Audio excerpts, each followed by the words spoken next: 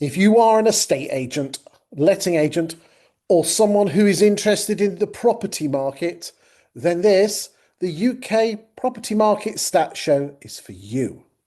My name is Chris Watkin, and each week I have a special guest. This week it is Kristian Stott. We'll come to Kristian in a second. So, why should you be watching this show? Well, let's be honest, the British are obsessed with the property market. And whenever the Land Registry chucks something out, it's front page news. But I don't know if you're aware, ladies and gentlemen, those are sales that took place 8, 9, 10 months ago. The Halifax and Nationwide put something out, and again, it's front page news. Those are sales from 2 or 3 months ago.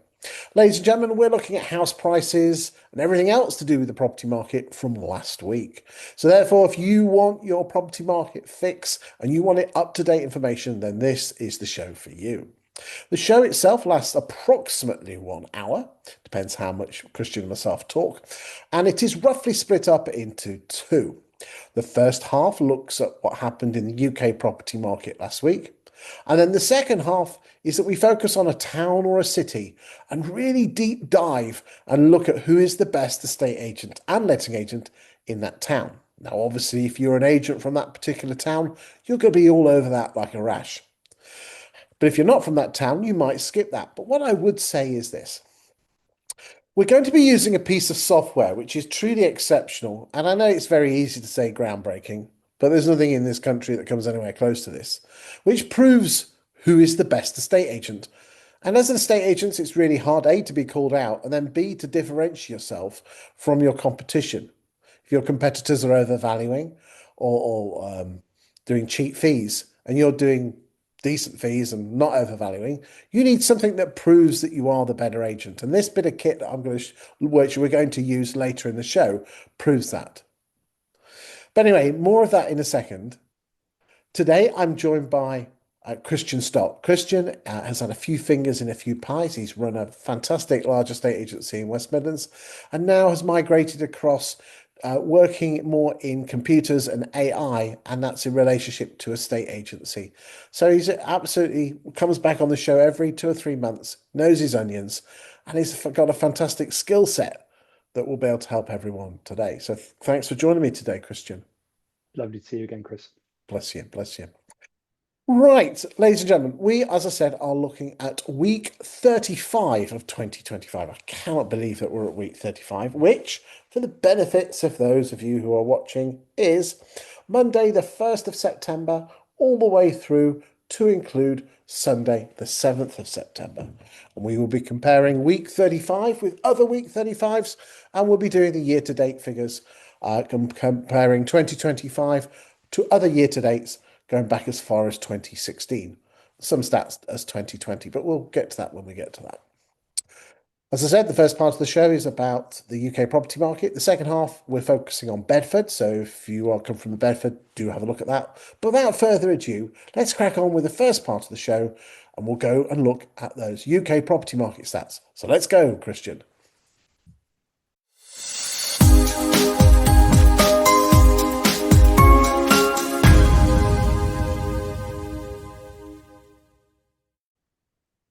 Right, this week we have put onto the market 36,789 properties, and we can compare week 35 with all the other weeks. So again, there looks like there's a lot more properties on the market.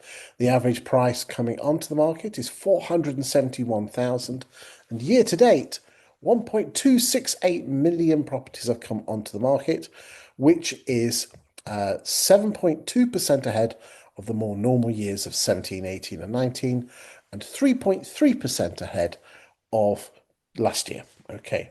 And if then, you just look at number 4 there, Chris. well, so 36,789 versus 29,176. well, hold on a second. There we go. Let's just put this. It's a high margin, given that you've got what 10.9%, I think you said was the versus year growth. I think September, given that it's the first week back at school, looks good. Right. Okay. Now, well, let's just take that with a slight pinch of salt, because what we can see in the graph here is you can see every line apart from the white line dipped in week 35. You can see it here. Okay. There was, Yeah.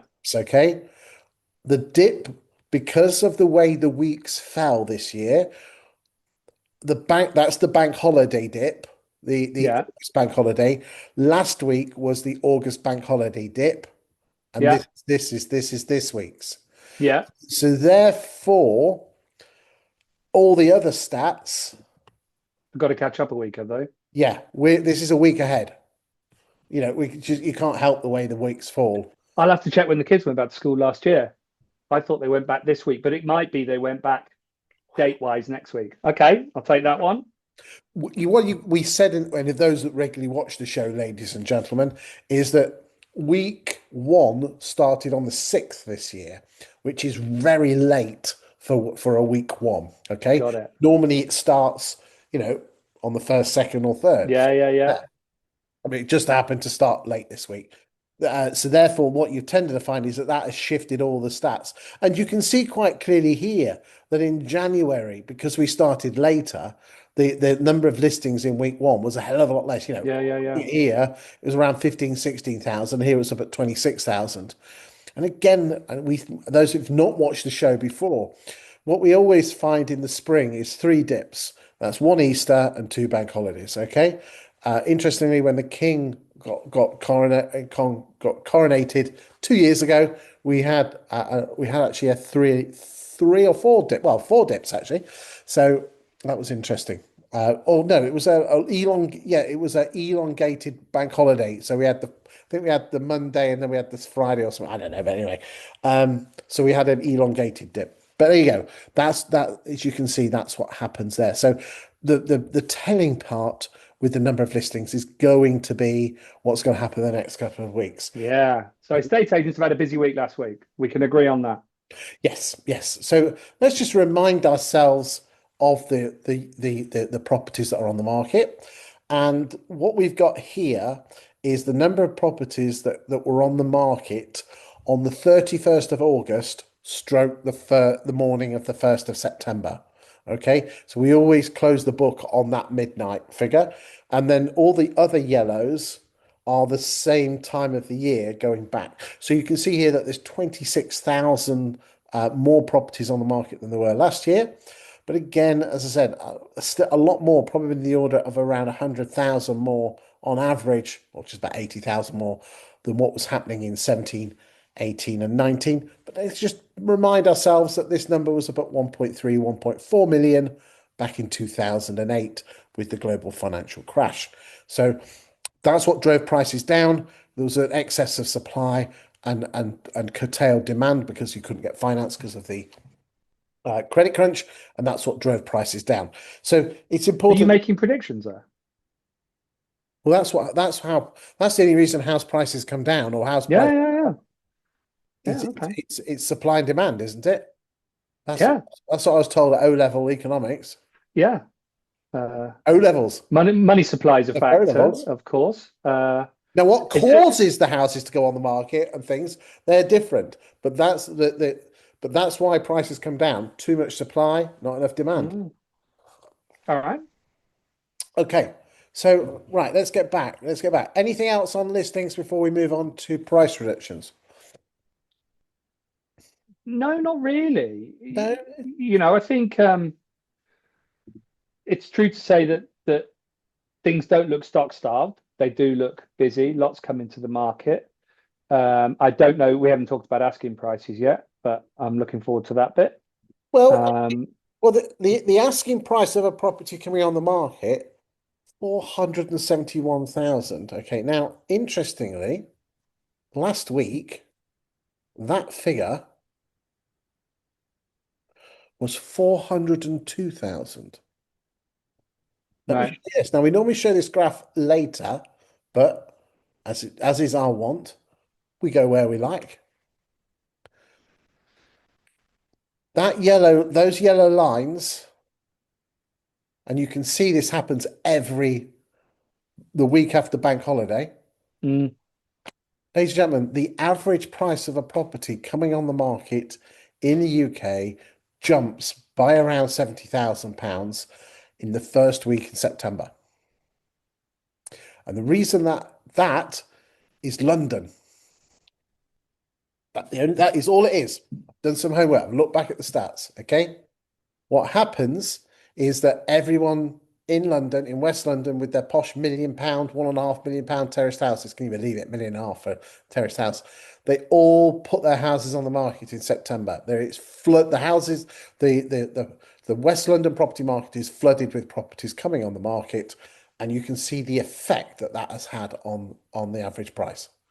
Scary, isn't it? Look, look, look, look, there you go. Mm.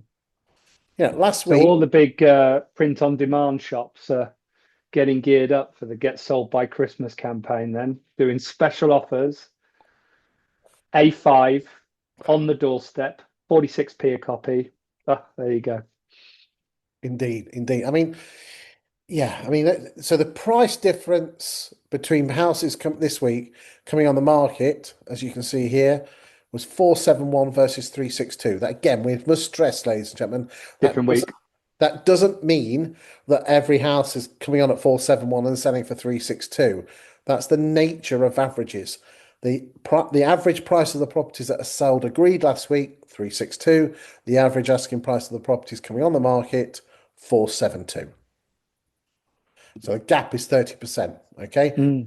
That will narrow off. Again, I just find it fascinating that the graph from year to year is almost identical. Yeah. And again, we said it in the show last week. The shape of each year's graph is almost identical. Whether it just moves up or down like a tide.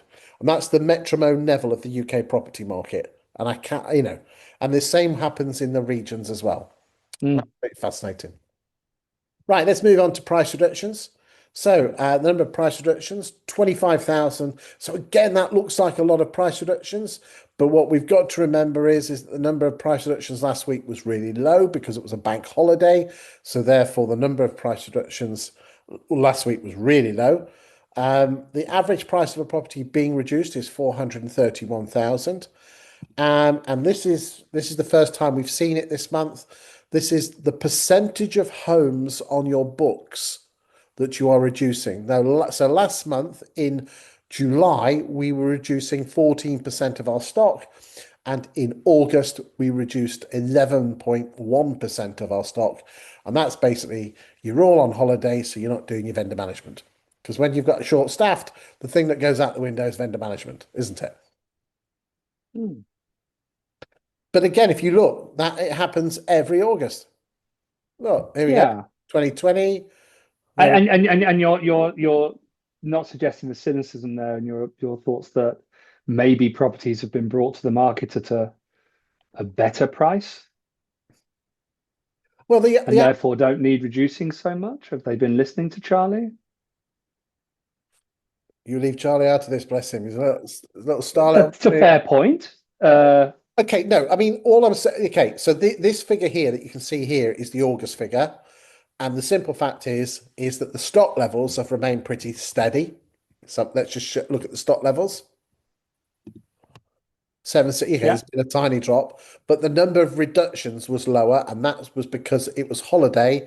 And what tends, and again, this is something for next year, estate agents watching, is should you be reducing your properties in August? Because it might just spark the interest. If ever what will happen now, and let's see what's happened in the past. Let's go and have a look. Well, you never know, Chris. The savvy agents out there might do a little bit of a letter drop in September to say, just had a difficult chat with your agent. I mean, the thing is that if you look, this month is going to get even worse. If you look at the trend, Yeah. that is Well, that you we say worse, no better, surely. no the lower the number, the lower the Yeah. percentage, the lower the number of properties that we're reducing. Yeah. Okay, but the thing is why are estate agents really rubbish at reducing their asking prices in the autumn? There's the autumn figures. I don't know because they're not there and the vendor's not there. Okay, you can forgive August, Yeah. but you can't forgive September and October and November. I mean, No. I've only just realised this. This is the Is one. it because there's a disproportionate percentage of their stock which is new instructions, which they've picked up in the rise at the end of the summer? Therefore, they're not ready to reduce them yet. No, but look what's on the books at the moment. Big numbers. Yeah, I mean, look, actual net stock levels are actually dropped. yeah. No, I think I'm of the, and again, this is just an epiphany, pardon me, is that estate agents are rubbish at reducing their prices in the autumn. And you should be reducing, and whether vendors think they're going to be moving at Christmas, you know damn well if you sell them in September, pardon me, they're not moving until Easter. You should be getting your prices down now. Because if we get to, I mean, for God's sake, if we get to November, we're only reducing 5, 6, 7% of the properties we've got on our books. Mm. You've got overweight properties sitting on your books. It could actually be come down in price and getting sold because again, So I can't remember in this session, do we do time on market for the nationwide, or do we just do it on the drill down for the place that we visit? no, we don't do that. I mean, the current levels at the moment is 77 days on average to get a house sale agreed, and it was 71 days a year ago. Right, Okay. right. Also, we will be looking at this in the show. What percentage of houses are we actually selling? And again, those of you who have not watched the show before, it will shock you. Right, let's Mm. move on to sales. We sold 24,870 properties this week. And I'll just pull the stats up. Give me a second. I Well, think that's a good number, Chris. well, it is a good number. I mean, last Mm. week it was 21. Again, we'll just pull that up. Last week it was 21,000. And the week before it was 25,000. So again, everyone there's the dip that normally happens, and our dip happened a week before. So the question now is what's going to happen now? What is particularly interesting? Notice in 2024 that the number of sales in September and October went really, up to the mid late 20s, 26, 27,000. Was that a stamp duty holiday ahead of it? No, no, because the stamp duty was only just Then that closed the beginning of this year, didn't it? So that was that in preempted. March. That was March. So Yeah. now whether there were people buying houses then to try and get them through, I mean that I don't know. I don't think agents were banging on about stamp duty back end of last year. We just had a damn good autumn, and you compare Uh, it with other years. So the pink line is 23, but it and well, you can see on the graphs here that there you go. Um, Again, we've had the Easter dip. We've just got to find out what the next month is what's gonna happen with numbers. But last year's was a damn good year. That's why we started this year with damn good pipelines. Let's just remind ourselves what the pipelines were. There you go. So we went in on the 1st of September with 510,000 properties in agents' pipelines. And again, some of that was because we had a good sales month a year ago. And again, look, there you go. Look, normally, can you see here? That the pipelines drop off quite sharply. So if this is the yellow line, the white line is August, and they're all Augusts. And can you see here? There's quite a drop in September, October, November. Quite a drop there, quite a drop there. But there wasn't last year. Look, can you see there? yeah, yeah. Okay, and that was because we had more sales coming in. Let's just bring that up. There. Wonderful thing about data. I just love it. Love it. Right. Okay. And as I said, year to date, accumulative sales is 917,800, which is 6.3% ahead of last year and 13.7% ahead of 17, 18, and 19.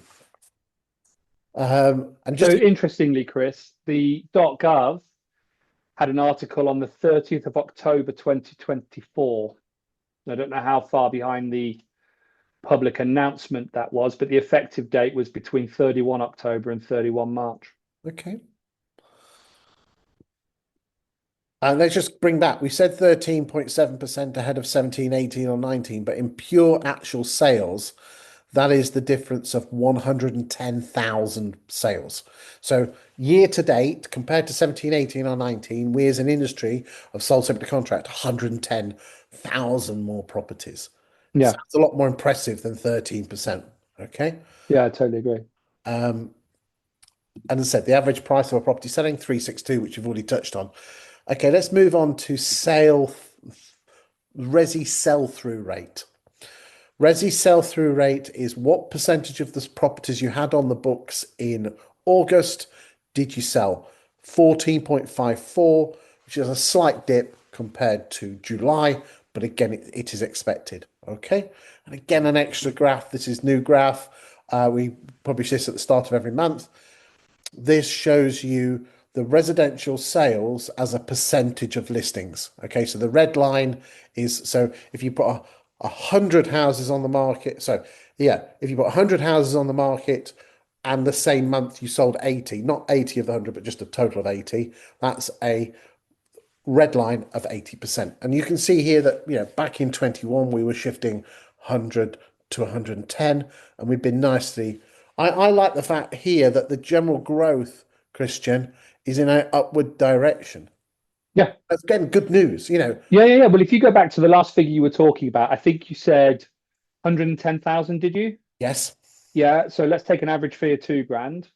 Um, that's 220 million quid into the industry. Hope we can start paying our negs decent wages. I'll leave that for them as a conversation for them to have. But yeah, so it's because it's the same work, isn't it? Really? Yeah, it is. Let's go to fall throughs. We had 6,408 properties fall through. The fall through rate was 25.7.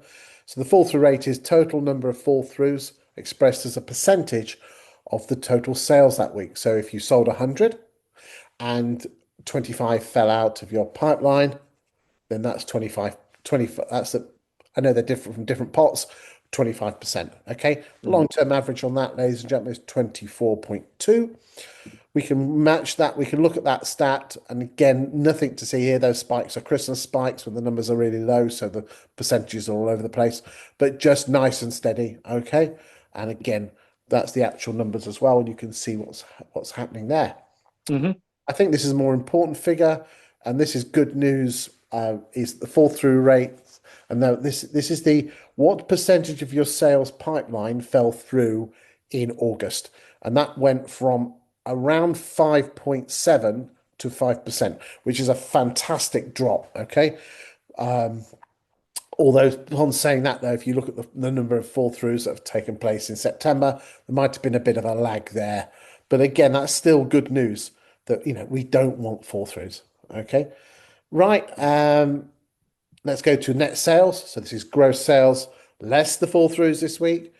And therefore I mean, again, if we wanted to, we could publish this graph and everyone said, look how amazing the property market is. But remember, we are in that, but we're a week early with our August bank holiday.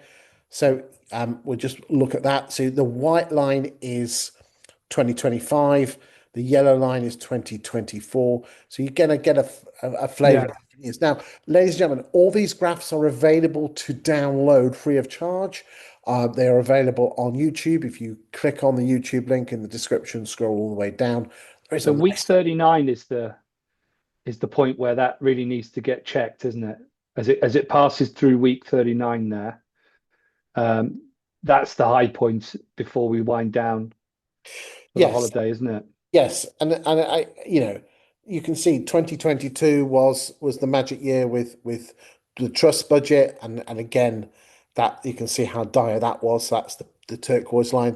The pink line was 23, which is more average, and then obviously 2024 was a decent finish to last year. So that's the pink line. Sorry, the yellow line, and then you also got the crazy years of 20 and 21, which is the purple and. Mm. Okay, I think we're going to take 2020 with a slight pinch of salt. So I suspect, I've got a sneaky feeling that will be between the orange and the yellow Do you? on the way. So we've been running ahead. We've been running ahead in the spring and the summer. Yeah. I just, and look, we were ahead there, but I just think there's a little bit of a headwind coming in the economy.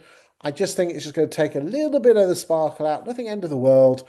So When's the budget? November, isn't it? Which one of those weeks is November? Sort of up to 45, is it? somewhere around there. Um, Yeah. people are always looking for excuses not to do things as opposed to do things. So, but I still think, the yellow line, which is 24, was a damn good run in last year, which filled pipelines up really nicely. Anyway, as the blind man says, we'll see. Um, net sales year to date, we're on 700,380, which is 5.3% ahead of 24 and 10% ahead of 17, 18, or 19. So again, just give you a flavour, ladies and gentlemen, is that is just work this one out. 64,000 more properties that are net sales. This is stuff you're going to get paid on compared to 17, 18, and 19. Okay. So it's all looking nice and hunky dory. Anything on that before we move on?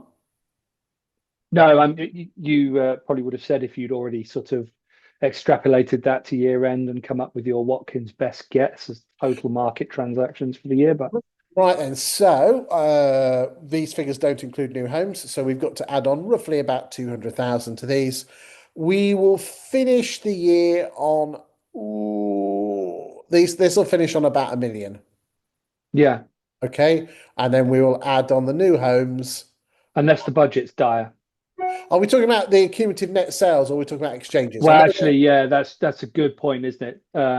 okay, I think you're right on the exchanges. okay, on exchanges, we'll end up on 1 million second hand and 200,000 brand new, which will bring us up to about 1.18 to 1.2, which is Yeah, better than last year where we ended up on 1.12, 1.13 or somewhere around there. yeah, That's where I think we'll end up, okay? Which is, I think, fairly decent. yeah.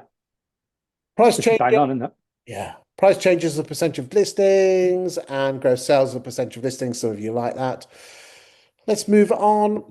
Okay, so this is every month we measure the exchanges and we measure the withdrawals. Now, I did these graphs a couple of days ago, which was Monday, the 8th of September, and we haven't got all the stats in for August yet. So therefore, we've only got some of the stats in. So therefore, those two lines, which you can see are, and I'll just zoom in a bit on that one, Christian. There we go. There we go.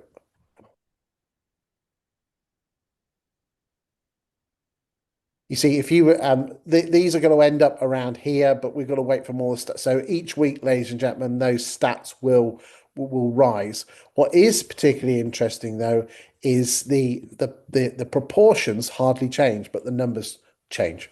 What I mean by proportions is what percentage of houses have been withdrawn versus what have been exchanged. I think this is a particularly good graph. This is what percentage of the homes. So we're looking at okay, so we're looking at these lower numbers here, and that will change as the month goes. So this will change as well. But as I said, it won't change. It hardly changes the percentages, which is weird, but so be it. So in August, which is the blue green line there, 54.6% of homes that left agents' books exchanged, and the other 45.4% withdrew. But again, that number will change as we go. But these, if you notice here, every August there's a slight uplift from the July. Okay, as you can see there, you can see probably not up, but that was COVID. So you can see, so it's still only just over 1 in 2 houses that estate agents put on the books are we actually getting the homeowner moved and us getting paid. Which again, I say every week is disgusting. Disgusting. I could not agree with you more. This is the biggest problem in UK estate agency is the fact that we only get paid on 1 in 2 houses. Yeah, yeah, yeah. It's like, you do 8 hours labouring, £10 an hour, 41 quid before tax. Yeah, it's so sad. But then, we're repeating ourselves, I think, Oh, we'd say every time you talk about anything, this is the problem, isn't it? this is everyone thought purple bricks were the issue. No, no. I tell you what, the biggest issue in lettings is open rent, but we'll come to that in Bedford. Right. Yeah. Okay, let's move on because everyone's heard this before, this argument. And again, if you really want to wind yourself up, follow me on LinkedIn because I do tend to throw a few hand grenades in. Right. We've done this. Okay, we've had the pound per square foot figures. And why is this important? Well, the important line here is the orange line, which is the pound per square foot achieved nationally on the properties that went sale agreed. Why is this important? Because that orange line track is almost 98% correlated to what happens to the land registry in 5 or 6 months' time. Okay, so if you want to know what the land registry is going to do, you just follow this orange line 5 months in advance. So you can, so yeah, I know you've got the exchanges, but again, it's good to see the exchange. It's that orange line that matches the land registry, a treat. So you can see here, basically, house prices have been pretty stagnant since 2024, which is kind of what we knew, but it's good to see here. So we will be able to tell if the market crashes or has an explosion or anything in between 5 months in advance. So if you like your stats, follow us on the show. Couple of little extra graphs. This shows us the proportion of houses on the market, which is the orange versus the number of properties said agreed, and those are the actual numbers and that's the proportion. Okay, and then just finally, the average monthly rents in all the different regions. Again, you can download these. I ask that you don't post them online on your social media, and the reason being is that some of my clients who pay my wages use them on their social media, and it wouldn't be fair for you to use them if they were using them as well. Okay, Kristian, any thoughts on this before we go to the beautiful place of Bedford? I have one thought on this, and that is, and I shall be cursed for this, but anyway, I don't think rents are rising enough. Well, interestingly, I've done some homework on this, and I've spoken to my very great friend Kate Faulkner as well, and she backs me up on this one.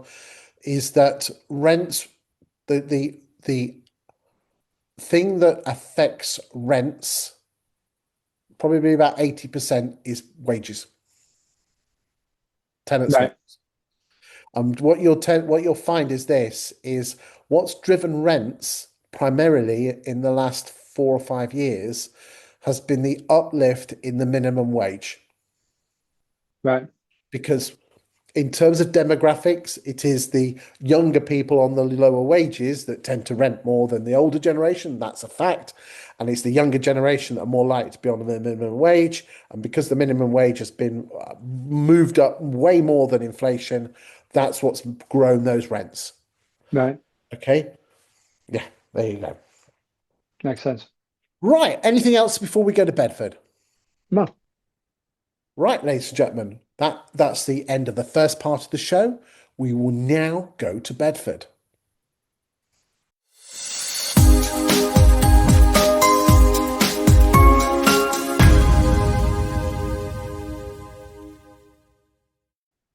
Right, ladies and gentlemen, we are using a bit of kit called Insight. Insight is from the firm 20EA. It's one of their many platforms, and this is Insight. It's the best way to describe it is Rightmove Plus on steroids with a couple of rockets attached to it with lasers and glitter balls. The issue I have with Rightmove Plus, which I do like, is the fact it only goes back a year and a month. This goes back 5 years plus the year that we're in. Also, it has probably 300 or 400% more stats in it, and it allows you to cross-reference and actually prove that you know what you're talking about. Because I'm of the opinion that most Rightmove Plus stuff is just for your pie chart, so you can wave your what's names around to say that you have the biggest market share. And the only person that worries about or cares about that is you, your mum, and your bank manager.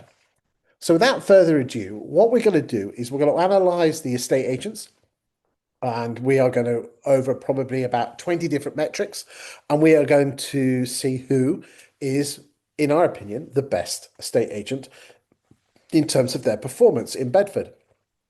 All the stats, as I said, have come from 20EA. 20EA are part of 20CI, and they are considered the data kings.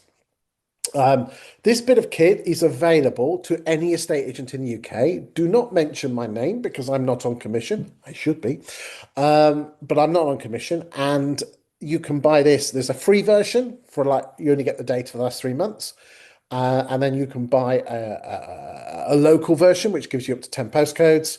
And then there's a regional one, and then there's a national one. And the only difference between the local and the national is the amount of postcodes that you have. So if you're a struggling agent in Bedford and you like what you see, then you maybe should consider this bit of kit. But as I said, don't mention my name because I'm not on commission.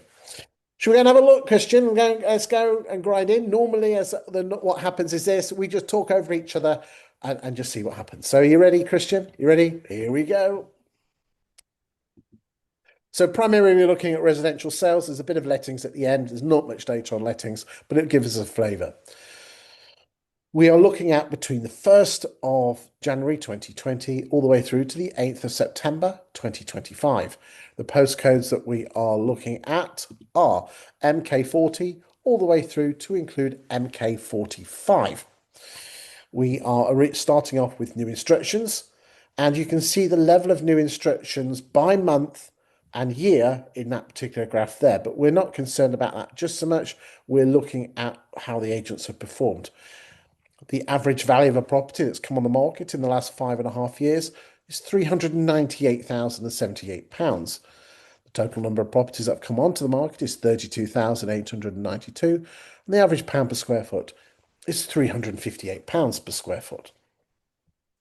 Let us start and see how all the different agents have performed with regard to their market share. And first off, we start off with Urban and Royal. Nice and steady, although it looks like we've had a bit of growth there since 23. What do you think? Yeah? Sorry, what are you looking at? So there was a spurt. Here? It's come back Okay, down to the here. midline again, though, hasn't Look, it? okay, look, right. I tell you what, look, because I'm feeling generous. Look, we'll do whole months, okay? Okay. There. That's Yeah. All right. yeah, Do that okay. one. Okay, so a bit spiky downwards, and then something happened in late 23, and their market share's going from around 7%, and now we're in double digits. What's that? Just pick those three high points, though. Jan, Feb, August. Hmm. I mean, normally, not okay. Right, here we go. What's that? Is that December? Yep, right. So I suspect that Urban and Royal, instead of putting all their December listings on the market in December, or doing, have we got any Connell sequence in there? Oh, we do have. Yeah. Yeah. Number 8. Yeah. So Connells tend to have spikes, and their sister companies tend to have spikes in December's because obviously Boxing Day They release wouldn't want to miss the Boxing Day rush, would they? beat them off with sticks.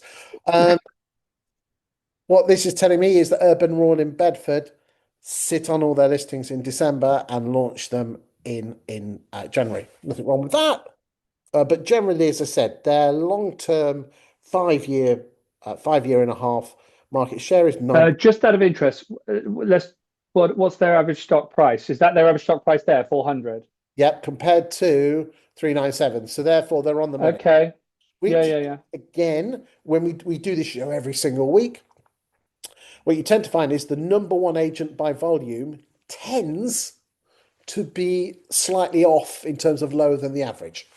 So that's good to see that the Urban and Royal are taking, normally I would expect the number one agent to be about 5 to 10% lower their average asking price of their listings compared to because the way the And the market whole is, market. Yeah. the volume agent tends to be lower to middle. If we were using supermarket analogies, the number one agent tends to be more of a Morrison's agent as opposed to a Marks and Spencer's agent. But this is middle of the road, so I'm going to call it Sainsbury's. Okay, let's go and look at Goodacres.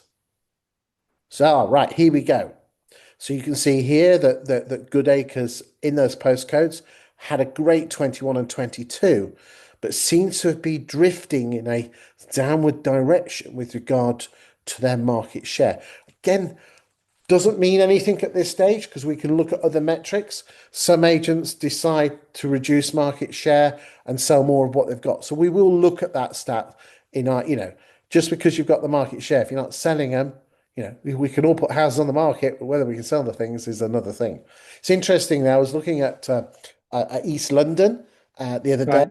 and I was looking at a large independent. And in London, there are two very famous large estate agency firms, Okay. okay, who are considered roughy toughy and corporate, and they were shifting between 25 and 30% of the houses they listed. This other agent was shifting 74%. Yeah, okay. So you So had a yeah, but three times, there's the we got to start battling around multis there, haven't we, though, versus Sol. yeah, but at least that looks like the independent agent is actually shifting it. Okay, let's move on. Mm. Cooper Wallace. I've never found much weight in those stats, if I'm honest with you, because I think if you look at the P&L, they can chuck those stats straight out the front window most of the time. But anyway. I'm going to have to disagree with you Oh, good. Go on. because I looked at a certain PLC firm that's one of those firms, and Yeah. it's referenced their exchange levels to their PLC, and we're talking thousands, and the data between what we had on this was two off. The number of Right. exchanges was two off. So you're saying that those. Okay. Do you know what? We're in Bedford. We could pick that up another time. Pick it up another time because the Bedford people are not interested in any other firm that I can't mention. Right, right, okay. Right, we've got a bit of a. I bet you that's a COVID spike. Okay, so generally, Cooper Wallace have been nice and steady, not going up, not going down in their own lane, and their average price is 342. Let's go and look at country properties. Whoa, that's spiky as hell. Yeah. That's good month, bad month, good month, bad month, good. Wow. Wow, wow, wow. That's interesting. Right. Yeah. Taylor's showing a little bit of growth there, not much from 2022. Lane and Homes. Okay, so Oh, again, that's a very interesting picture, isn't it? well, again, we've got Do you what you think they took on a new build estate back then? No, I've switched off new builds. No, that will be Right. that will be an April spike. We get a lot of those in these stats. Remember, in April we were the first month in proper lockdown, and what happened is that well, not much was happening. So if you put like 10 houses on the market, for whatever reason, the spike went up. So you've always got to take that spike with a pinch of salt. The average price is 455, so they're more of a Marks and Spencer's agent. Mm. But generally, the trend is 21, 22. They were hovering around 5 or 6%, and it tends to be more 4 or 5% now. So again, Lane and Holmes might want to just see what you're doing with your market share there. It's not as good. It's not, but again, it's not as bad as some of the others we've seen. Michael Graham tend to be a posh agent, and you can see there 713,000. Yeah. Okay, let's go and look at Connell's. Okay, so Yeah, again, that's interesting, isn't it? Because he's doing, you said the average price for the area was 400, didn't you, when you first started? yeah. And he's doing 3.6% of market share, which is bloody good, and price point of 700 and something thousand. What, Michael Graham? Yeah. Yeah, Michael Graham are based primarily more between Milton Keynes, Buckingham, and Olney and around there, and Yeah.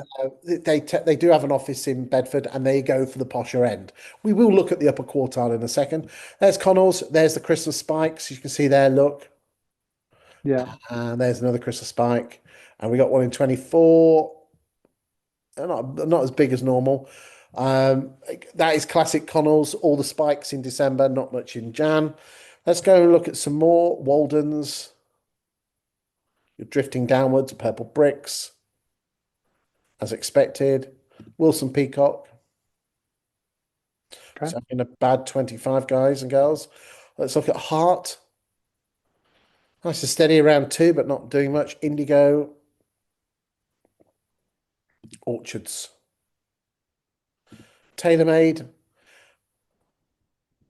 Good agent. Based primarily in one of the big suburban areas on the outskirts. Yeah, Okay. yeah, good agent. Again, Quite there's a focal point for COVID their spike. stock, then, is there? Say again. Is there quite a focal point for their stock? Yes, yes, it's Yeah. like a on this. If memory serves well, the southwest part of Milton Keynes is almost like a new town which is part of. Right. Bedford. It's got its own identity, and I know that particular agent focuses might primarily on that. Holland Smith, Cooper Beard, James Kendall, again another good agent.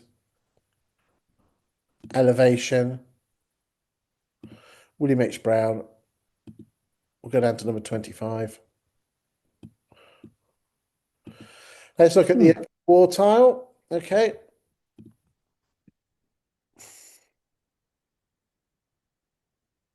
So let's try 600,000 just for good. Yeah,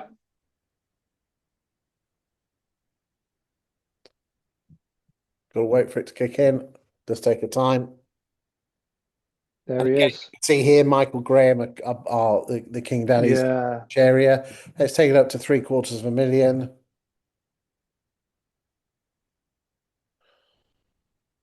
And you can see here that Michael Graham are the agent when it comes to the posh houses. yeah.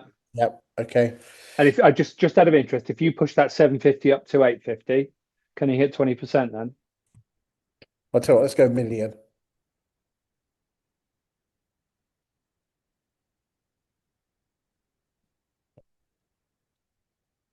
There you go. Awesome Yeah, number. There's not Awesome. many. There's not many £1 million plus properties in the Bedford area, but it No, and looks. it's interesting that Fine and Country is sitting at, half the volume. Jackson Stott's way down at 5% there. And again, Um, that's only 37 over a period of 5.5 years. So you almost yeah, get. yeah, yeah. So that Michael Graham's really focused in and Yeah, obviously got a very good name. yeah. As a regional player, really, really good. Yeah. Led by some great management. Um, yeah. I've always been impressed with them. Okay, let's just have a quick look and just see if there's any newbie agents coming up recently because they won't appear in these stats. So we'll just go the 9th. Here we go. Let's have a look and see if we've got any EXPs.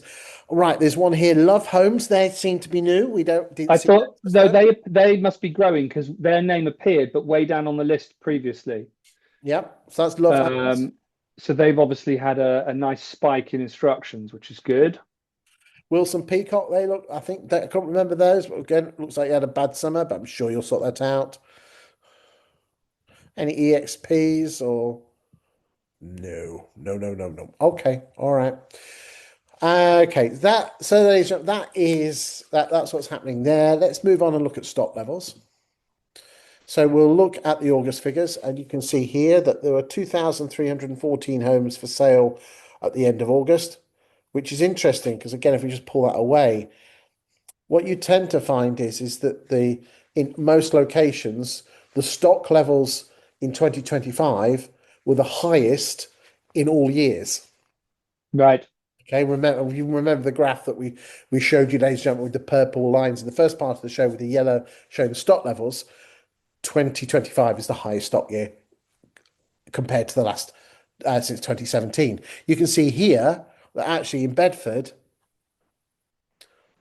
2,300 compared to 2,700 in 2020. And and again a slight drop in stock levels compared to 24 where it's 2,414. So what I'm saying here is that Bedford has not seen the growth in stock levels compared to most of the UK. That's interesting. Yeah. Okay. Right, let's move on. Okay. What have we got here, ladies and gentlemen? There's a lot of detail here, and the 3 or 4 magic columns are these columns here. So we've already done new instructions. You know where you stand, ladies and gentlemen. You said agreed, great, you've sold it, but we all know they all fall through. These are where the magic happens. Okay. You see, if you add up the exchange percentage and the withdrawn percentage on each line, they all add up to 100%. You see, the only 2 reasons a property will leave an estate agent's books is whether she exchanges or withdraws. And I have the opinion, I don't know what your thoughts are, Christian, is that ultimately to judge an estate agent, the biggest judge is did you sell the house or not? What price you sold it for, which we're going to look at in a second, ladies and gentlemen. What price you sold it for and how quick you got it through are important, but they're not as important as did you do the job? Did you sell the house? If you had to Um, wait, if you had to wait it, and you've got 100 beans, what proportion would you put on selling the house versus the price you get versus the time it takes to get a sale? Yeah, I don't. Yeah, I mean, I think at this level, it's probably the better way. I think the best way to judge a statement is the return on capital. You know, but I'm talking about the point of view of the homeowner. If you put a yeah, house on the market, if you ask the homeowner, right, which of these, what if you had to almost put the beans in which pot, what percent? percentage exchange. And you know what? If you could actually um, marry those up around a propensity to achieve original asking price Which we're by going to look, we are going to look at in a second. yeah, so I think that those metrics join together. So percentage of exchange based on asking to achieved. Therefore, you're looking through the price reduction piece there, Yes. because I guess most vendors want an estate agent that will put their property on at the highest possible price and sell it at the highest possible price. I can hear Charlie kicking my door in with an axe. So that's what most vendors want, isn't it? When the valuation is going ahead, um, and so I guess that's your agent, isn't it? Highest exchange, lowest price reductions. But again, we've got to weight them. You see, I'm of the opinion that if you had to weight it, 60 to 70% of the weighting is did you sell the house or not?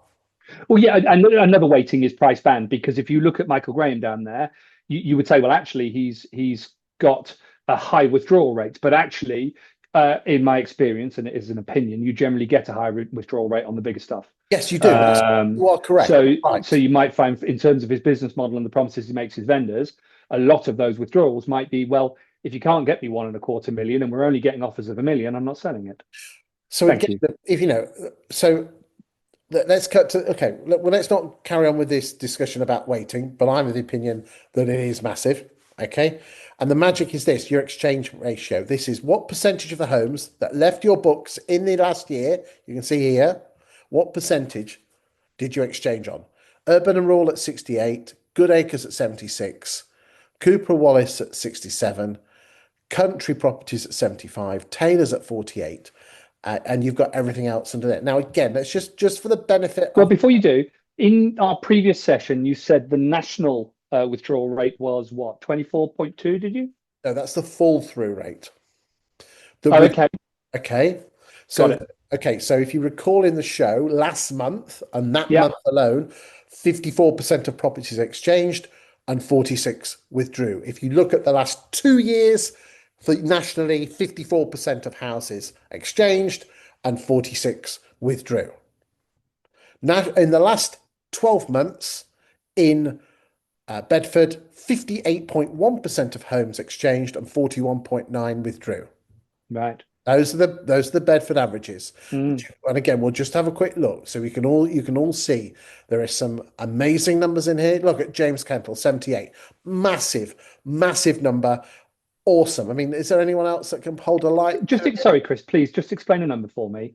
So, because 58 and withdrawn 41.9 Add up to add up 100? to 100, fallen through is a component of withdrawn. No. And it's the withdrawals that happened after their SSTC. Is that No. how that number works? Right, okay. So the fall throughs just measure the number of sales agreed that fell through. Okay. If Thank it you. Yeah. gets So fall if throughs have to happen after SSTC, but they're a component of withdrawn. Everything that is between 58.10 and 100% is withdrawn, and half of those, give or take, fell through, and the other half were pulled off by the vendor or whatever. Is that correct or not? Or am I misunderstanding you? okay, right, okay. We're looking at two separate issues of the pipeline here. Yeah. Just looking at those four columns there. This is leaving agents' books. Forget what's happened before. Forget that. Okay. 58% of the homes that left agents' books in Bedford in the last year exchanged. 41.9% of properties withdrew. Yes. Right. Get Okay. that. 100%. Yeah. Right, okay. Now, in the last 12 months, 4,686 properties have withdrawn, have went to SSTC, Yeah. of which 1,120 felt some Fell through. through. So 24%, so 100% is new instructions, 24% is SSTC, which is New instructions, less withdrawals, then, is it? No, you're looking at different aspects of the pipeline in total isolation.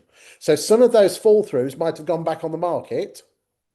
Gotcha. Some of those fall throughs might have withdrawn. So if it fell through and then withdrawn, it will be in that column there, And if and it fell through and then exchanged, it will go into that column. now thank you. And the weirdest thing is I've been looking at this data since 2020. Before that, actually. You see that this, Dear. this is it. Is that my is that this data, data's king, but it's how you read the data that's important. And I can, I do feel sorry for estate agents that they, it's quite hard. But how the hell I can't think of anything. But you've got a lot of data there. It's the way. I mean, the magic thing is this. It's this column here. You can get rid of everything else. Is what percentage did you exchange on? Okay. And look, there's the likes of James Kendall at 78. I mean, big round of applause for that. And there's some other 70s in there. I mean, Fry estate agents at 76. And then you've got other agents here in the 50s. Now, again, we said Michael Graham. Let's just go up to it. Let's go for no, let's go nearest down at a million. There we go. So now all of a sudden, we can look at the different exchange ratios. Mm. Okay, and then we can go set, we can play about with these to the heart's content. So if we do 750,000 to 500,000 to 750, you can apply the different numbers and see which agent is best in that range. So you can see here that country properties and lanes and homes are really good at 500 to 750 because their exchange ratios are at 70 and 72, whilst the others are lower. Mm. So therefore, I would be saying, if I was Michael Graham, is that you are getting the posh houses, the middle ranges, you're probably not shifting them as well as you should do. That's not a criticism. But this is the wonderful thing about data, is that agents can use this and use the data to find out where their weak spots are. And you can see here where the strengths are and where the Well, weak. yeah, you say that though, but so Michael Graham at 500 to 750 is at 46 withdrawn, 53. Yeah, cock on. What is interesting, I suppose, is urban rural that they are the greater market share, but their exchange at that level is only 55 versus the 270s. You see here, look, we've gone now 750 to a million, and the top three agents are all around that 40% mark, but Lane and Holmes are coming in at 62 and Fitzjohn are at 77. Mm. Okay.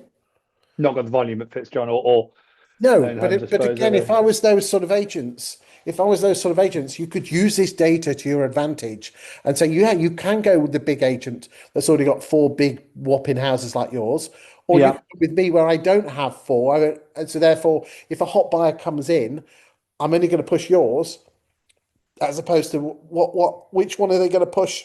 yeah, especially with the price packet, because you can fairly say, well, actually, I could see why you chose that agent based on their performance in this price range, but your house is here, and they don't do so well. Yeah. Okay, so let's look Okay. at fall through rates, average of 24%. Is there anything there that's a bit high? No, nothing, but there's some nice early 20s and early teens. So that's quite nice. Price changes. Who does the price changes? And the average is, there we go, 37% of properties get price changed. Who's at 46? That's quite high. That is Taylor's and Cooper Wallace. So your price changes are slightly higher, not massively. Okay, let's have a look. Good Acres. Again, price changes at 29, which is nice. And let's have a look at who's got them 26. Well, you say that, Chris, right? Oh, So nearly 50% of the properties that were listed at a price that the market wouldn't take. what? Okay, are we talking about price changes here or? Yeah, Well, no, it's yeah. So 37. if you think about that, No, it's well, no, 30. I've got One in three. yeah, no, but I'm now picking. So you picked. Well, we got that 46.83%. When you're at 48.95%, when you're in those big numbers, you are price adjusting almost half of everything you put to the market. Yes, in the next screen, we're going to actually have a look at which agents are overvaluing because we've got the overvaluing Yeah. stats, and then we're about to cross-reference it back to how many they sell and see if there's a relationship between overvaluing and whether you get the house sold or not. Right, whilst we're here, how long does it take to sell a house? There we go. Urban and Royal at 59. Good Acres at 53. That's who's at 119. That's a lot. Wilson Peacock, you guys need to sell your houses a bit quicker. We'll just have a quick look at those. I'll make it nice and slow. See where your agency is. And there you go. So you can see there's a bit of difference there. Okay, let's now move on and just see what the overvaluing stats look like. Okay, here we go.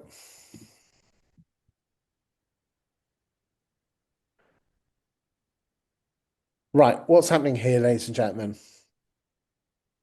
20EA look at your exchanges for the last 2 years.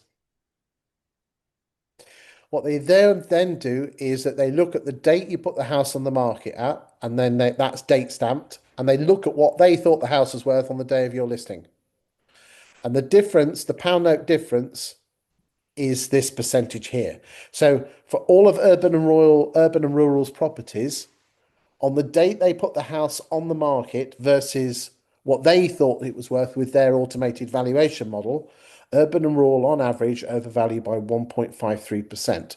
Good Acres overvalued by 0.61, and so on and so forth all the way I down. think those numbers are quite tight there. They are nice and tight. Yeah, If we were looking at a London agents, it would be like a graphic equalizer. It would be up and down all over the place. yeah. I think those are tight. And you look at the variance there. Let's just take whatever the top 8 to 10. You're looking at a variance on average about 0.5%, are you? If that, I mean, isn't it interesting here? Look, here. Look, the two agents with a high percentage exchange rate, Good Acres at 76 and Country Properties at 75, Yeah, are the ones with the lowest overvaluing. yeah. Yeah, there's a link. Happens every time. Those that overvalue don't sell as many houses and have higher withdrawal rates. Right. You've seen that? Right. Mm. What price did you achieve? Okay, what price did you achieve from the original asking price? Original asking price. And you can see here that Good Acres, with one of the best exchange ratios, was at 1.44% than the original asking price. And you can work your way down there. What notice, ladies and gentlemen, on generally is, well, actually not in this case, they're all pretty much of a muchness. Now, the problem, ladies and gentlemen, with exchange with percentages is that people don't like them. So therefore, what happens is this: 20EA look at take if everyone put on a £450,000 house. There you go. If everyone put on a £450,000 house, what would, on average, would a Bedford agent get for it? And they would get, for a £450,000 house, on average, £441,916, which, as I said, is a two. The percentage drop is that minus that, which means it's about 1.78 or the other way around, 1.62 or something like that. Anyway, there you go. You can see how everyone gets mixed up with percentages. Bottom line is every £450,000 house tends to sell for 441. So therefore, we then compare that with what actually the agents are selling. Okay. So urban and rural would get £2,661 more than an average agent in Bedford, whilst Good Acres would get £4,337 more than the average agent. And you can go down here, and I won't mention any other names, which you can see here. There are some extraordinary numbers. So, if your fee, if Good Acres are going up against another agent, that, let's just say they were going up against Country Properties. If you take 1,490, remember it's a minus, then you're looking at 5,700, nearest damn it, 5,800. So therefore, if Good Acres were up against Country Properties, you could say, yeah, my fee's an extra £1,000, but here's proof that Mm. I'm getting £5,800 more. Yeah. Powerful stuff. Very Mm. powerful stuff. So again, everyone can see the stats there. There's some good numbers, some indifferent numbers, and some really piss poor numbers as well. Let's just have a quick look at lettings. No, I'll tell you what we'll do is this. Let's go and have a look at the different agents' social media. Because we just like to just see what's happening. So we'll just look at the top five, mate. So here is where we go. There we go. Okay. What's happening here? Do you know they've kicked me out? All right, hold on. So we've got what was the first one? Do you know they've just kicked me out of all the flipping social media? Hold on a second. Sorry about this. Right, let's do this. Do apologise, ladies and gentlemen. I had them all lined up. So urban and royal. Let's go and have a look and see how There well. you go. That's the top one. All right. Here we go.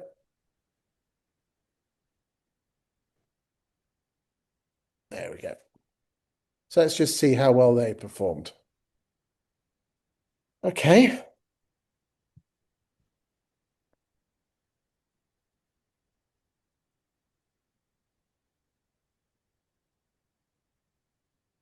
Brand's tight in that.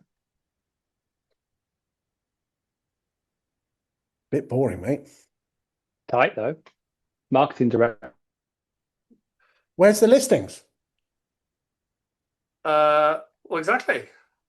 They're Which is on the Rightmove where thing. they belong. Everyone thinks I'm anti-listings on social media. What I am anti is just listings. I'm sorry. I think these have gone the other way, and this is just marketing messages. Yeah, sorry, guys. But what I would say is they're not interstitial with their community. There's What the nothing hell there does that that mean? part of between. They don't. They're not. They're not of their space, of their people, are they? They're of themselves. Okay. Right, here we go. Good Acres. See, there you go. Original Culture Festival. That's more like it. Yeah, That's that's what's all going right. on locally. Okay, listing. Okay, draw. Yeah, okay. Again, that's local. Meet Simon, one of our directors. Brilliant. Does it Hello play? guys, my name's Simon Goodacre and I'm the director of Good Acres Residential. We're here today in the Bedford office, which I run with my colleagues Josh Saunders, Chloe. I forgot their surnames now. Yeah, I forgot their surnames. Don't need to go into all that. I think that's very authentic. I Actually, like I that. like Yeah. that. Well done, Simon. Listings. Yeah, Yeah, yeah, authentic. yeah. Okay. Not bad. Here we go. Chloe and Lucy. What are we doing here?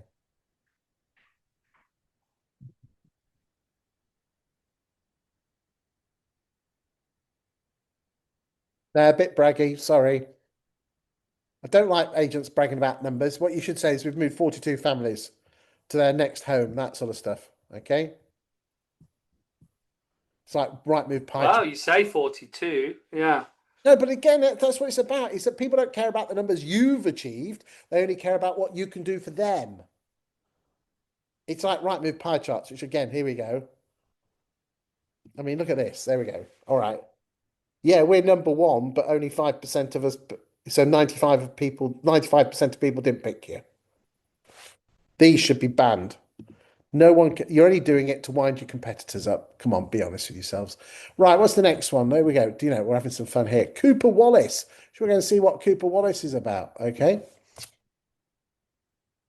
Cooper Wallace. Let's have a look at you guys.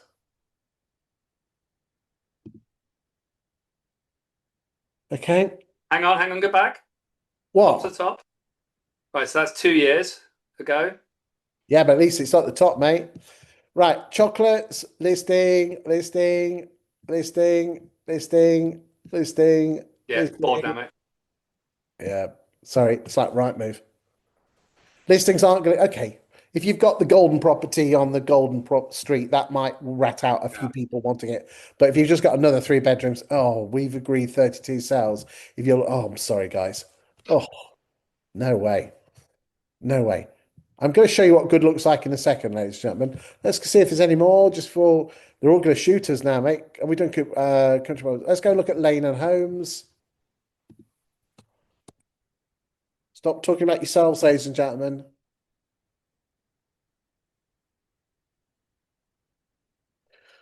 Listing. This is just right move. Listing. I know you get the likes and you get the comments, but it's not getting you other listings. Ladies and gentlemen, let me go and show you what actually you should be doing, okay? This is what I consider carve. Hold on.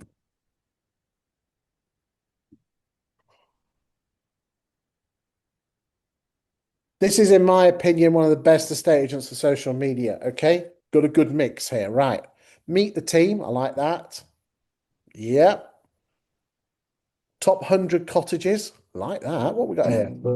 Oh, look. How many insects come here and go through our English country? God. Again, I don't know if that sound came out at your end, mate, but it was very Yeah, it nice. certainly did. Okay, listings. I like that. Yep, listings. Okay. Oh, look. What's happening to house prices? Like that. Oh, some national property market updates. Team. Listings. Oh, I like it. Do you know? You can see, look, a map of Chester there. Guys in girls in Bedford. This is the sort of marketing that you should be doing. Okay, a mixture of informative, educational, entertaining. Extend or move in Chester, a step-by-step guide. Let's have a look at this. There you go. Oh, look, pound per square foot in Chester. I'm liking this. You can see, ladies and gentlemen, why I am a massive fan of. So I like it, I do, but I don't find it very me. Or obviously, I don't live anywhere near Cavendish sales and lettings, but I get that they're using some really great marketing techniques and they are presenting very nourishing and informative data to potential movers in their space.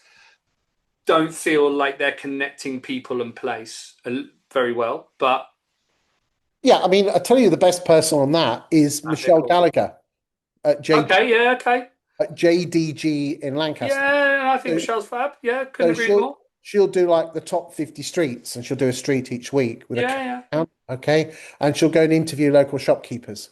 I think Matt's better.